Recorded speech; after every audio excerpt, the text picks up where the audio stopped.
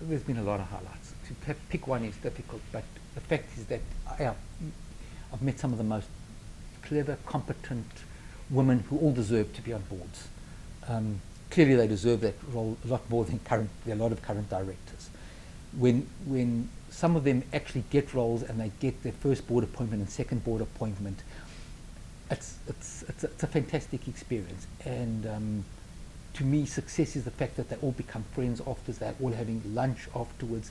And then when I bring in these guest speakers and they get to meet people that they normally wouldn't have exposure to, and afterwards they enjoy it, and they've had a good time. And what I said in the beginning with Dan is that even if nobody gets on a board, as long as when they come afterwards they think they really enjoyed it, they felt good about it, they learned something, then I feel good about the whole thing. I can't guarantee people are going to get board roles, but if they enjoyed the whole thing, that's good.